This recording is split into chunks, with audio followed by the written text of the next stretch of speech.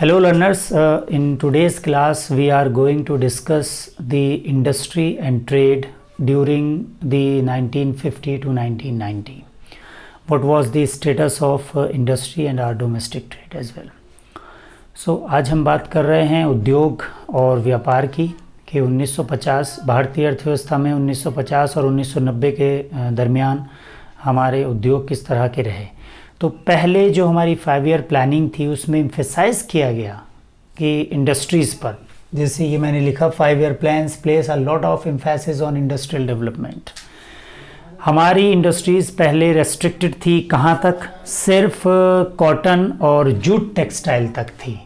दो industry main थी हमारे पास, cotton and jute, okay, jute textiles only, though there were two iron and steel firms which were well managed. The one was in Jamshedpur and second was in Kolkata. So it was very much required that lots of emphasis must be given over the industrial developments, because the economists have the views that for a poor nations like India or for a growing nation like India, the industrial development is very much required.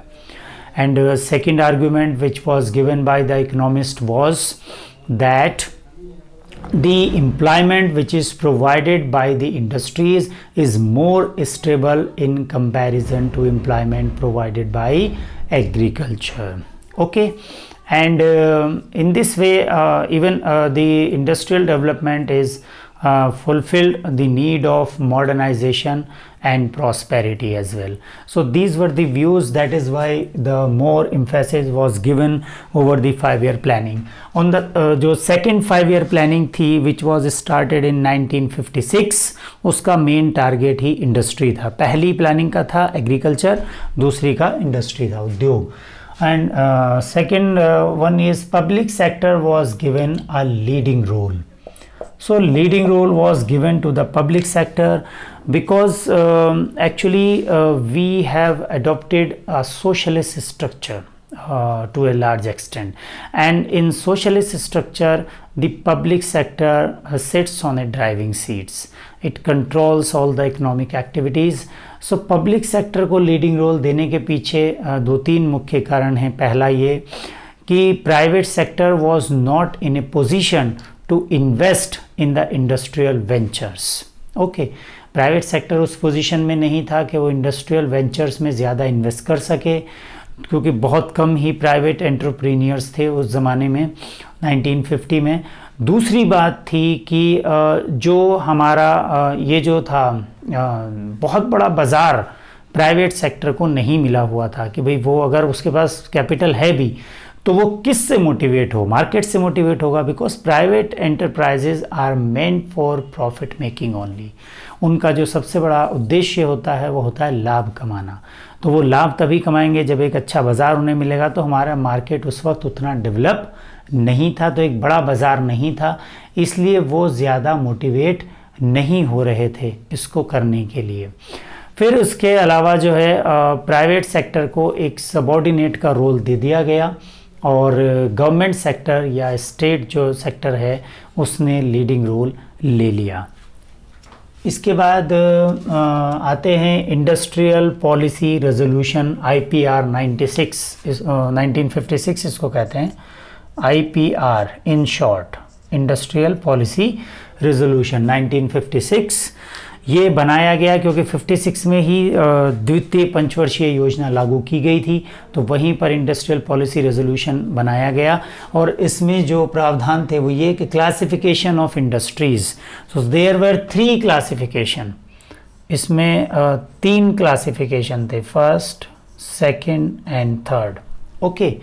सो इसमें first के अंदर जो ये fully public sector था, fully public sector, इसमें mainly जो बड़ी industries और जो मेन ज़रूरत की इंडस्ट्री, वेलफेयर ओरिएंटेड इंडस्ट्रीज़, वो सारी इसी के अंदर इंक्लूडेड थी। तो ये फुल्ली पब्लिक सेक्टर था। सेकंड में जो है वो public sector was in leading role public sector had leading role. Public sector का लीडिंग रोल था, वेंचर या नया बिजनेस वही शुरू कर सकता था, केवल सप्लीमेंट कर रहा था private sector. Private sector was there only to supplement the public sector. और जो थर्ड कैटेगराइजेशन था, क्लासिफिकेशन था, that was left for private sector. ये केवल तीसरा था जो प्राइवेट सेक्टर के लिए छोड़ दिया गया था, private sector only. But they were very few, बहुत ही कम डिपार्टमेंट ऐसे थे, बहुत ही कम फील्ड ऐसे थे जो इनके लिए बचे हुए थे। क्यों? क्योंकि अभी हमारी इकोनॉमी एक बेबी इकोनॉमी की तरह थी, तो उसे अभी वेलफेयर ओरिएंटेड बनाना था। सोशलिस्ट स्ट्रक्चर हमारे प्लानर्स ने अपनाया था, तो उसमें public sector should be on the driving seats and it should have a major role. तो बड़ा रोल उसी को देना था। फिर है कि why and how was private sector regulated under this IPR 1956। Private sector, वैसे तो प्राइवेट सेक्टर के लिए कुछ ही डिपार्टमेंट या कुछ ही एरियाज बचे थे जहां पर वो अपनी इंडस्ट्री चला सकते थे, लेकिन उसके बाद भी उन्हें रेगुलेट किया गया। किससे रेगुलेट किया गया? License, through the process of license या लाइसेंसिंग। लाइसेंसिंग के ज़रिए से जो है प्राइवेट सेक्टर को रेगुलेट किया गया। जब भी कोई नया बिजनेस स्टार्ट करना होता था, so entrepreneurs are suppose to require the prior permission, the license from the government. और ये लाइसेंस जो है, जो बैकवर्ड रीजन होते थे, जो दूरगामी क्षेत्र होते थे, उनमें मिलना ज़्यादा आसान होता था। उनमें टैक्स बेनिफिट्स भी होते थे, उनमें जो टैरिफ रेट्स थे इलेक्ट्रिसिटी के वो भी कम होते थे।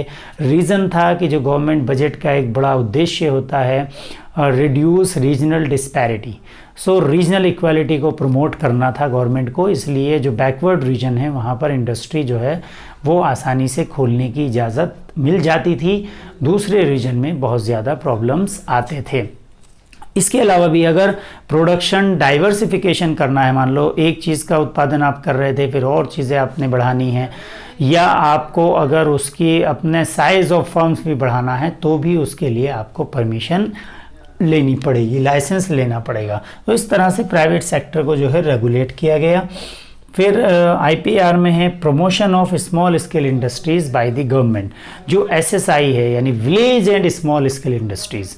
क्योंकि हमारे प्लानर्स ने ये महसूस किया कि small scale industries are vital for the rural development.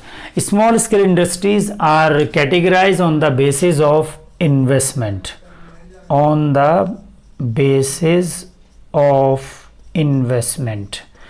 ये 1950 में, in 1950 the limit was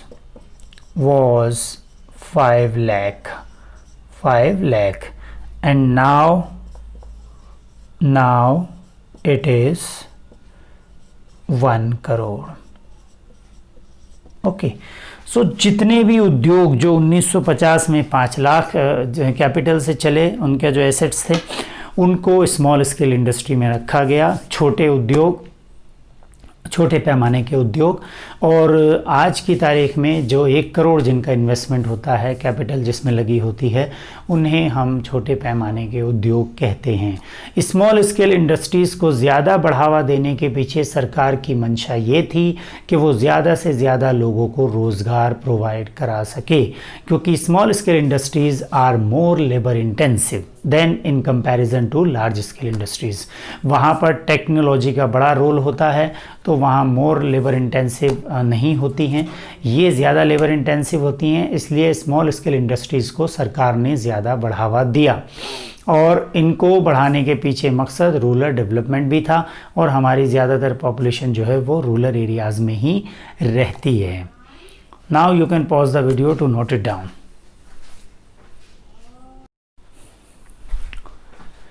So friends, now we are discussing the foreign trade policy, or what is called as import substitution. The foreign trade policy or import substitution. We adopted the looking inward trade policy. हमने looking inward trade policy को अपनाया, जिसका मतलब था कि import कम से कम किया जाए, उसको रेस्ट्रिक्ट किया जाए। फूड ग्रेन्स के लिए भी हम अमेरिका जैसे देश पर डिपेंड करते थे बहुत ज़्यादा, लेकिन thanks to the green revolution कि हम सेल्फ रिलायंस हो गए at least in terms of food grains. तो हमने इसको चेक किया, इंपोर्ट को दो तरीके से किया, एक था टैरिफ दूसरा था quotas. Tariff means imposition of tax on imported goods, जो भी आयातित सामान था उस पर जो टैक्स लगाया जाता था उसे टैरिफ कहते हैं, जो इस सामान को महंगा कर देता है और इसलिए इसको डिस्करेज किया जाता है कि कम से कम इंपोर्ट किया जा सके। दूसरा है quota, quota which specify the maximum quantity which can be imported from abroad. तो एक क्वांटिटेटिव रेस्ट्रिक्शंस लगा दिया गया कि इससे ज़्यादा क्वांटिटी वहाँ से इंपोर्ट नहीं होगी। तो इस तरह से दो तरह के रेस्ट्रिक्शन लगाए गए और इससे प्रोटेक्शन दिया गया, protection of domestic industry from foreign competition. क्योंकि हमारी इंडस्ट्री एक बेबी इंडस्ट्री थी, जिस तरह से न्यू इन्फेंट बेबी होता है उसे हमें हर तरह की प्रोटेक्शन की ज़रूरत होती है, उसी तरह से हमने जो है वो ट्रेड बैरियर्स चारों तरफ लगा दिए थे, जिससे बाहर के कंपटीशन से हमारे प्रोड्यूसर्स को, हमारी इंडस्ट्रीज़ को बचाया जा सके।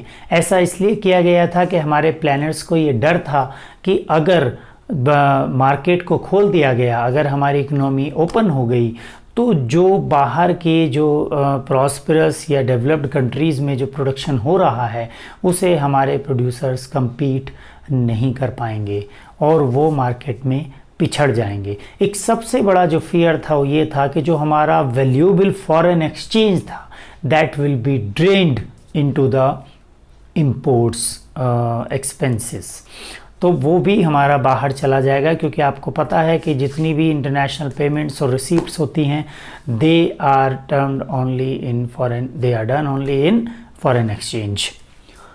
सो ये दो तरह से रेस्ट्रिक्शंस लगाए गए, टैरिफ एंड कोटाज।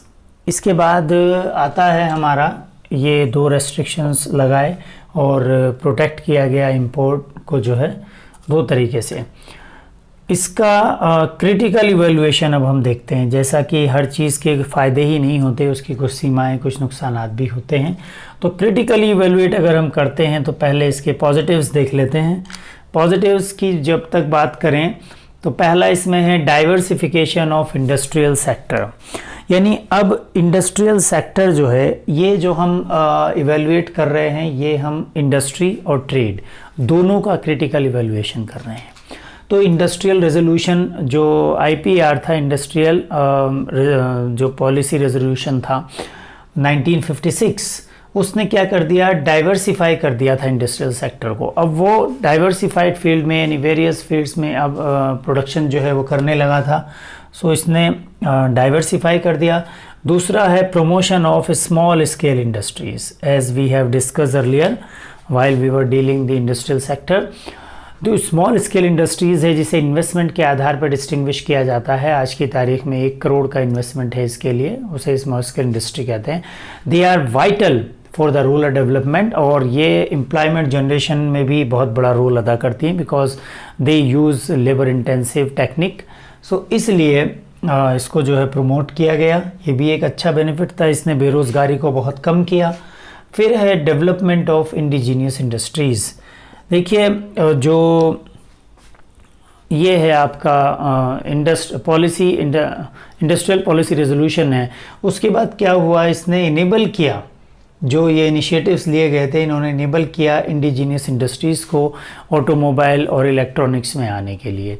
अदरवाइज़ शायद हमारे यहाँ पर ऑटोमोबाइल और इलेक्ट्रॉनिक्स में वो रोल इंडस्ट्रीज़ का नहीं होता, डोमेस्टिक इंडस्ट्रीज़ का, जो अभी देखने को मिलता है। ये इसके कुछ पॉजिटिव इफ़ेक्ट्स थे। अगर हम नेगेटिव इफ़ेक्ट्स की बात करें तो yes there were negative consequences as well. First one is inefficient functioning of public sector. ये एक बहुत बड़ा मुद्दा है, बहुत बड़ा पॉइंट है। पब्लिक सेक्टर क्या हुआ, वो लॉस मेकिंग इंस्टीट्यूट बनता चला गया। धीरे धीरे public sector incurred huge losses, but despite of incurring huge losses they were continue in the production. क्यों? क्योंकि जो हमारी इकनॉमी थी वो सोशलिस्ट स्ट्रक्चर का उसमें बहुत बड़ा रोल था और public sector was in commanding stage. Okay, so वो कमांडिंग स्टेज में था तो उसको वो इस तरह से अपने वेंचर्स को बंद नहीं कर सकता था। इसका एक एग्जांपल आप देख सकते हैं, जैसे टेली कम्युनिकेशन इंडस्ट्री है जो एक ज़माने तक पब्लिक सेक्टर के अंडर में ही रही। हम अपने बचपन की बात अगर याद करते हैं तो उसमें महीनों लग जाते थे हमें एक नया BSNL का कनेक्शन लेने में ही, महीनों लग जाते थे हमें जो है एक कनेक्शन से दूसरे कनेक्शन करवाने में। तो इस तरीके से बहुत ज़्यादा, जबकि प्राइवेट फर्म भी उसको ओवरटेक कर सकती थी, अंडरटेक कर इस बिज़नेस को ऑक्यूपाई कर सकती थी, लेकिन हमने उसको पब्लिक सेक्टर में ही जाने दिया। तो आज इस बात की ज़रूरत है कि जहाँ पर जिन चीज़ों की बहुत ज़्यादा ज़रूरत है केवल वहीं गवर्नमेंट को इंटरफेयर रखना चाहिए अपना, अदरवाइज़ प्राइवेटाइज कर देना चाहिए। लेकिन इसमें ये समझने की गलती नहीं करनी है कि private sector are always for profit making. बहुत सारे ऐसे प्राइवेट सेक्टर्स हैं those who were on the verge of closure, जो बंद होने के कगार पे थे due to the heavy loss making, और उनको बाद में नेशनलाइज कर दिया गया, पब्लिक सेक्टर में कन्वर्ट कर दिया गया, और then they started more fluently and more efficiently. So लेकिन इसमें ये कहना नहीं है, देखिए प्राइवेट सेक्टर लॉस हासिल करके अपने प्रोडक्शन को कंटिन्यू रखेगा, ऐसा नहीं हो सकता। It will be close, okay, क्योंकि उसका मेन मोटो ही प्रॉफिट मेकिंग होता है। लेकिन पब्लिक सेक्टर शुड कंटिन्यू, इसीलिए lots of economics are in a view that the efficiency of public sector should not be judged on the basis of profits making. It should be judged on the basis of welfare maximization, and the economy, the developing economy like India, should have the public sector as leading role. वहाँ पर उनको जो है welfare oriented होना ही है, और public sector की efficiency इसी से हमें देखनी भी चाहिए। सेकंड है एक्सेसिव रेगुलेशन। देखिए जो इंडस्ट्रियल पॉलिसी रेजोल्यूशन था उसने प्राइवेट सेक्टर को कैसे कंट्रोल किया, लाइसेंस परमिट राज से, है ना। ये लाइसेंस परमिट राज की मदद से क्या कर रहे थे, उसे रेगुलेट कर रहे थे, लेकिन वो एक्सेसिव था। आपको अगर डाइवर्सिफाई करना प्रोडक्शन तो आपको लाइसेंस चाहिए, आपको एक यूनिट से दूसरा चलाना तो लाइसेंस चाहिए, ठीक है। इसमें क्या हुआ, कुछ जो बड़े इंडस्ट्रियलिस्ट थे उन्होंने अपनी लॉबी बना ली और उन्होंने अपनी एक मोनोपोलाइज कर दिया अपने प्रोडक्शन को, दूसरों को रोकने के लिए भी लाइसेंस ले लिया उन्होंने कि दूसरा उसमें उसी प्रोडक्ट का जो है प्रोडक्शन ना कर सके। तो इसमें वो और प्रोड्यूसर्स ने अपने ऊपर ध्यान, प्रोडक्शन या प्रोडक्ट वैरायटी या प्रोडक्ट क्वालिटी के ऊपर ध्यान ना दे करके उन्होंने लॉबी बनानी शुरू की, मिनिस्ट्रीज़ के ऊपर टाइम लगाना शुरू किया, जिससे कि उनका जो बिज़नेस है वो स्मूथली चलता रहे और उनका बिज़नेस जब ज़रूरत हो एक्सपेंड हो सके और दूसरों को वो उसमें कंपटीशन में आने से भी रोक सके। तो ये एक्सेसिव रेगुलेशन ने ये नुकसान किया। No incentive for producers for product differentiation और प्रोडक्ट क्वालिटी। ओके, अगर कोई प्रोड्यूसर अपने प्रोडक्ट को डिफरेंशिएट करता है या उसकी क्वालिटी को इम्प्रूव करता तो उसके लिए कोई इंसेंटिव तो था नहीं, क्योंकि प्रोड्यूसर्स को कोई कंपटीशन ही नहीं था।